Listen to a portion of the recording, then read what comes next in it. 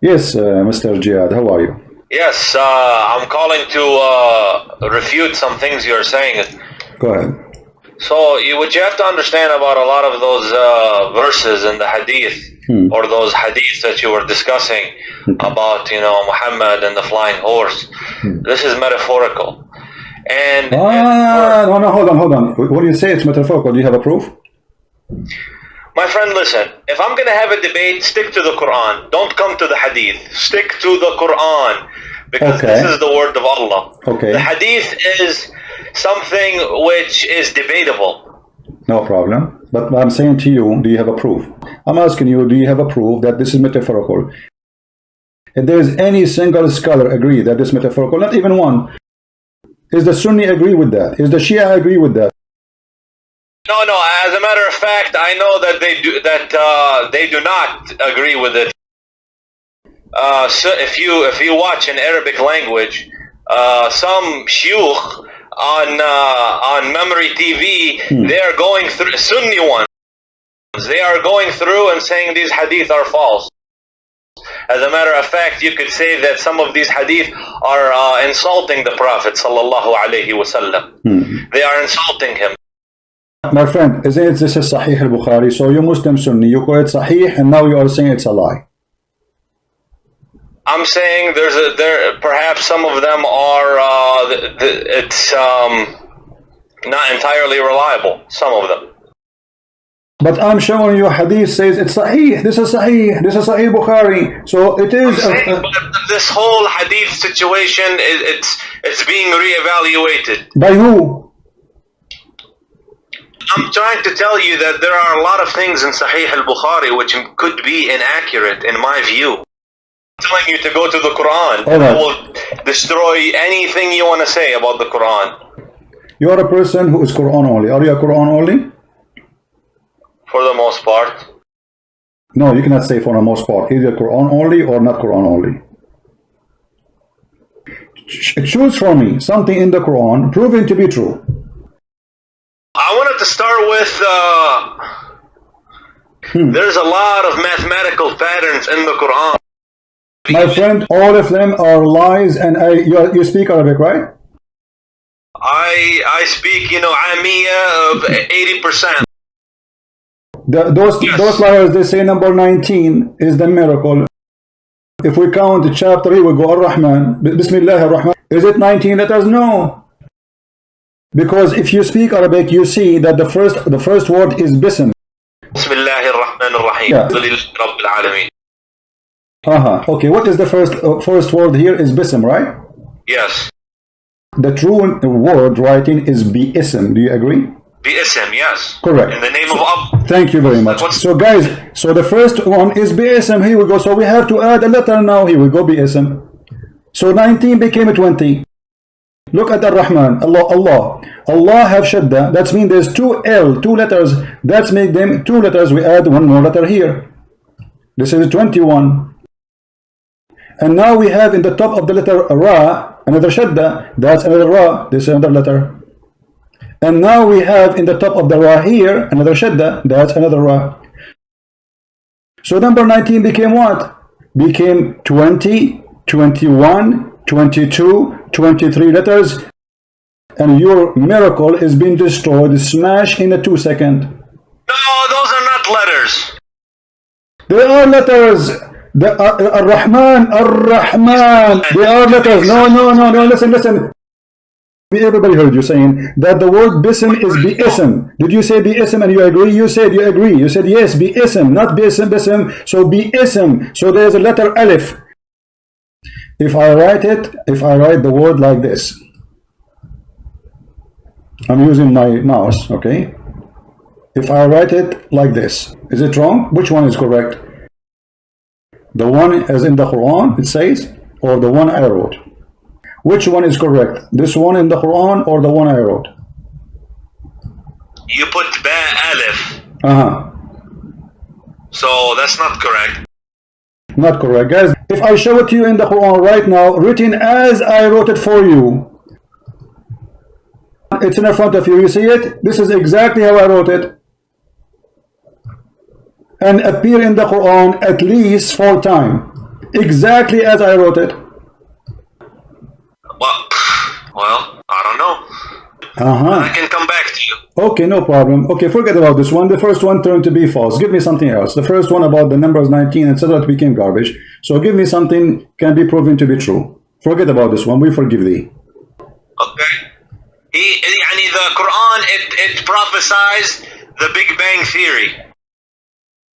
I need to, I will mute you for a minute and I will find my source and come back. I can find it for you in a second. Here we go. Chapter 21, verse number 30.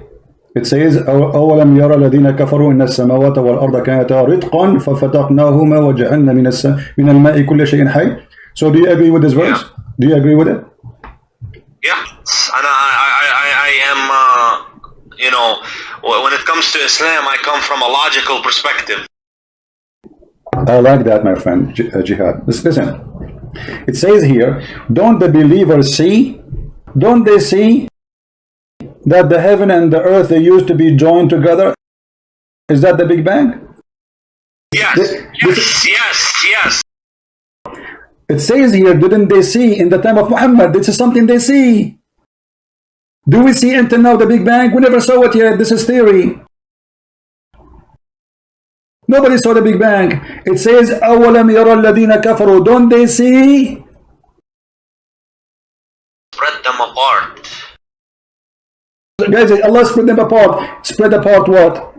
He spread apart the heavens and the earth, and this is the Big Bang. And so you are saying that the Quran says there was earth and there was heaven and we separated them, correct? Yes. Okay, correct. But the Big Bang doesn't say that. Because you just admitted that there is heaven, there is earth, we just separated them. The Big Bang doesn't say that. It says there was nothing. What is the problem with you, Mr. Christian, is you take everything so literally. Like 100 times literally. Right, because here you have the microscope of a Christian prince. We make the image so big so nobody can lie to us. And look what happened to you. You just admitted I am the one who is making it so clear. And you are the one trying to go. No, don't go by details. Just let it go. Let me ask you. You mentioned something about which one came first. According to the Quran, which one came first? The stars or the earth? Which one's created first? The stars. The stars. I believe it's the stars because the earth is next. This is the Quran, and this is how Allah describing how He created things step by step. Chapter 41. Is that ye deny Him who created the earth in 2 days? He created what? The earth in 2 days. And then He set on the earth mountains standing firm, high above it, and He bestowed blessing on earth. خلق الأرض في يومين وتجعلون له أندادا ذلك رب العالمين وجعل فيها رواسي من فوقها وبارك فيها وقدر فيها أقواتها في 4 أيام سواء للسائلين. Okay, so 2 days to create the earth, 4 days to create everything in the top of the earth. Until now there was nothing in the sky. Does it have to mention the sky? Yes, because he's saying, he mentioned the sky now. He says, thumma. Thumma in Arabic is something you say for something that did not happen right away. It took a period of time. Thumma stawa, and then he went out to the sky and he designed the sky, and the sky was a smoke. There was nothing, no stars. Okay, what's your point? But my point, I asked you which one Allah created first. He said for sure the stars. Why? Because you are a believer in the Big Bang. But here you see that there's no Big Bang, first of all. Secondly, according to your God, Allah, He created everything in the earth. He created all the trees, all the mountains, all the rivers, everything, all the creatures, the grass, the trees, and then at the end He made the stars. Do you agree with this? If the Quran says it, I agree with it. But in different verse in the Quran, it says the opposite. In different verse in the Quran, it says that Allah created the stars first, And then he created the mountains. Chapter 79, verse number 27. Are you the harder to create? Are you the harder to create or the heaven? He made it. He raised high its height, then put it into a right good state. And he made dark its night and brought out its light. And the earth he expanded it after that. Where does it say stars? Okay, but you see, he made the stars here. It says here, وَأَعْطَشَ لَيْلَهَا وَأَخْرَجَ ضُحَاهَا. He made the night and he brought the light. He was talking about the heaven. Is it you harder to create or the heaven? He raised it high above, and he make it in our state, and then he made the dark. I have to look into it. But it's so clear. In the other chapter it says you agreed that the last thing Allah he created was the stars. Here Allah he finished the sky, he finished the stars, he made the day, he made the night, and after that the earth he expanded it, and after that he put the water, and after that he put the mountains. The last thing here in the chapter 79 was the mountains. In the other chapter 41 the last thing was the stars. Are you suggesting that the Quran has a contradiction in it? Absolutely, it's so clear like sun. Now come on my friend, Jihad, you're a smart man. Don't you see it? This is cannot be from God. The Quran says if this is a book not other than Allah, you will find a lot of contradiction in it, correct? Don't they consider the Quran? Had it been from other than Allah, they would surely found a lot of whatever contradiction, whatever you call it. So my friend Jihad, I invite you to leave Islam.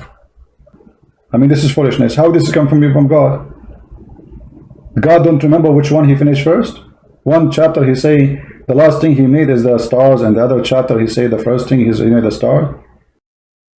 And you are a smart person, and you speak Arabic, you speak English, wonderful. So you can, and Quran says if this is not from Allah, you will find this. You found it. So this is not from Allah. This is a fraud book. In the beginning you try to avoid the hadith because the hadith is embarrassing, and you say there's many stories in the hadith doesn't make sense. I agree with you, all of them, they don't make sense. You are the one who forced me to go to the Quran, and you are the one who chose a topic, and then when we check the topic you choose, we find it embarrassing. Name for me one thing the manner of the Muslims can be proud about. Prophet Muhammad sallallahu alaihi wasallam, he was honest. He never told a lie. He did do a transaction for somebody. He brings the money back. He's known for this. Be honest. Okay, do you know how Muhammad he married Khadija? Do you know how Muhammad he married Khadija, the honest man Muhammad? How he married her? Do you know? He went and made her a big prophet in Al-Sham, and he came back, and she was so happy how honest he is, how much good business he did for her. Okay. She proposed it. Okay. This is the story written by you Muslims, published by you Muslims, and saved by you Muslims about how Muhammad he did marry Khadija. Khadija and Muhammad, they made a party and they made the father of Khadija drunk. And when he got drunk, they took off his clothes and they made him dress the wedding clothes or party clothes.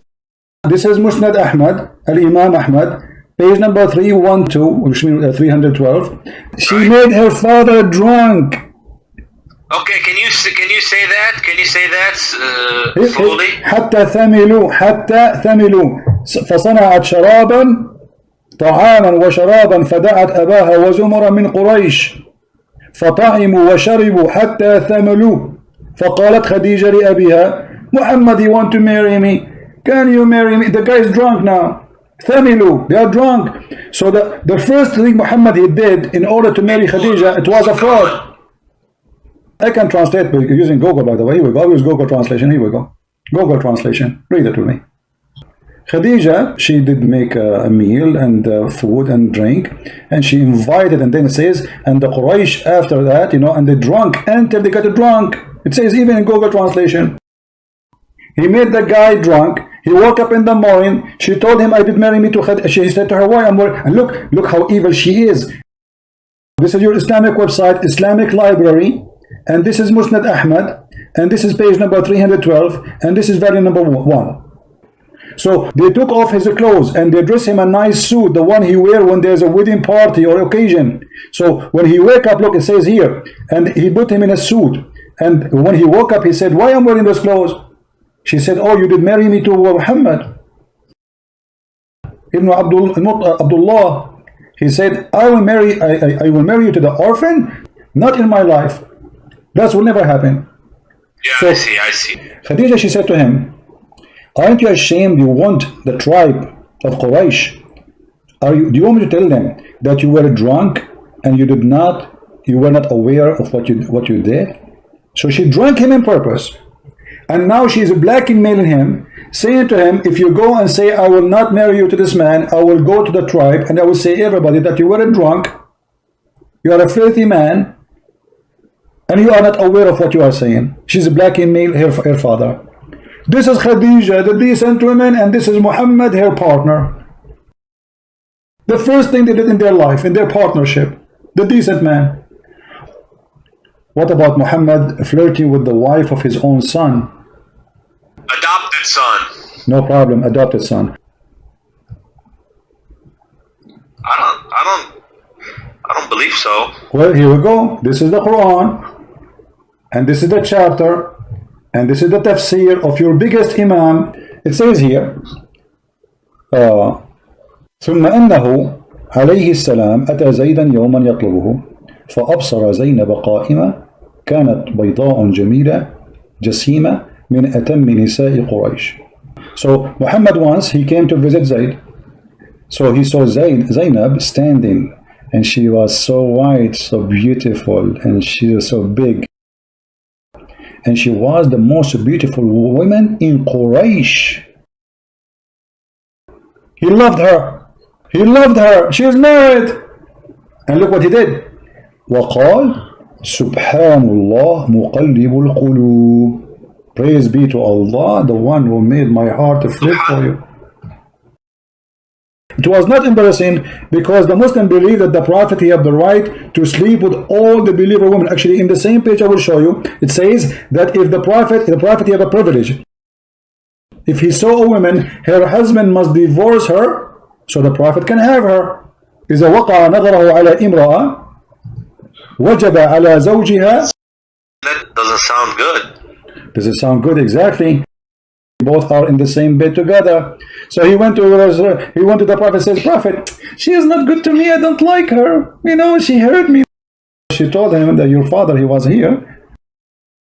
Allah, he sent wind, and that sent left up the curtain when she is in her house. And then he saw Zainab, and he fell in love with her and said, فَوَقَعَ فِي نَفْسِ زَيْدْ أَنْ يُطَلِّقَهَا. So Zayd, now he knew that Muhammad is having sex with his wife already, obviously. And then Uqala ibn Abbas, وَتُخْفِي فِي نَفْسِكَ الْحُبَّ لَهَا. Are you hiding that you love a woman, but she's married? Do you see the screen? It says that Zainab, she claimed there's a miracle happened when Muhammad, after he liked her. It says, أن زيدا تورم ذلك منه حين أراد أن يقربها. Each time Zayd, he tried to have sex with his wife, Allah, he make his penis swell. That's it. Muhammad, he liked the women. Allah will make the penis of the husband swell. وما منعه إلا الله. وروي في الخبر أنه أمسى زيد فأوى إلى فراشه. And Zayd, he came to his bed to have sex with her. قالت زينب, just because Allah, he could not let him do it. That's it. Muhammad, he want me. There's no way he can do it to me.